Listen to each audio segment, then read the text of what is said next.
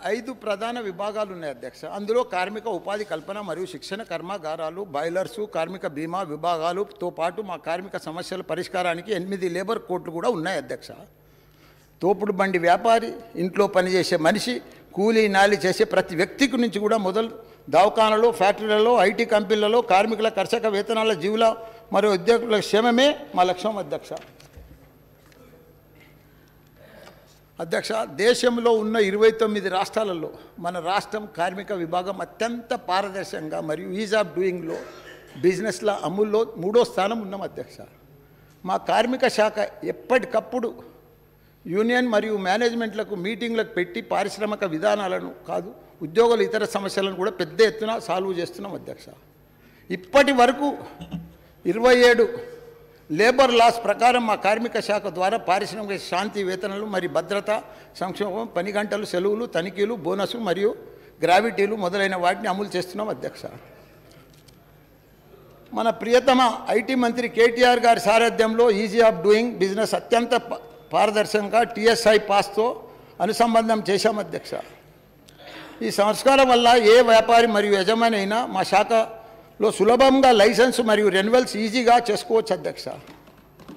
దవాఖానాలు మరియు దుకాణాలు మరియు సంస్థలు ఎవరైనా రిజిస్ట్రేషన్ కోసం ముఖ్య దరఖాస్తు ఫామ్ను అందించడానికి మరియు వాణిజ్య లైసెన్స్ జారీ చేయడానికి లేబర్ డిపార్ట్మెంట్ పోర్టల్ను జిహెచ్ఎంసి, సిడిఎంఏ మరియు పంచాయతీరాజ్ కమిషనర్ వెబ్ పోర్టల్తో అనుబంధం చేశాం అధ్యక్ష.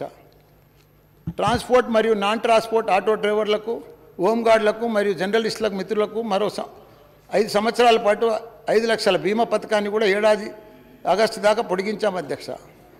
ప్రస్తుతం 10,57,205 మంది ట్రాన్స్పోర్ట్ మరియు నాన్ ట్రాన్స్పోర్ట్ ఆటో డ్రైవర్స్, 18,000 మంది హోంగార్డ్స్లు మరియు 20,000 మంది జర్నలిస్ట్ మిత్రులకు కూడా లబ్ధి చేకూరుతుంది అధ్యక్ష.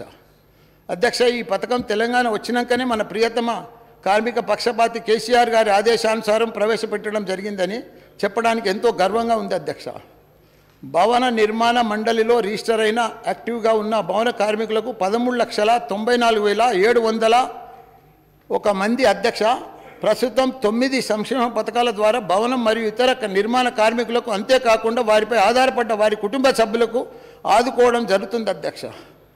పోయిన సంవత్సరం 52,067 మందికి కార్మికులకు లబ్ధి పొందారు అధ్యక్ష. 381 కోట్ల ఆర్థిక సాయం కూడా అందించారు అధ్యక్ష.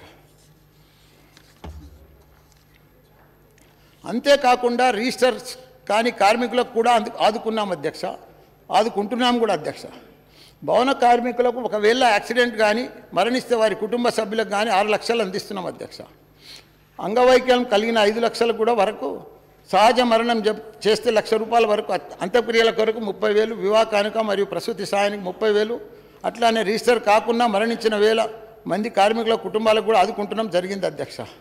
ఈ సదా వేదికగా మన ప్రజాప్రతినిధులు వారి నియోజకవర్గాలు ఎవరైనా ఎలిజిబిలిటీ భవనం మరియు ఇతర నిర్మాణ రంగ కార్మికులకు రిజిస్ట్రేషన్పై దృష్టి సాధించాలని మరొకసారి కోరుతున్నాను అధ్యక్ష.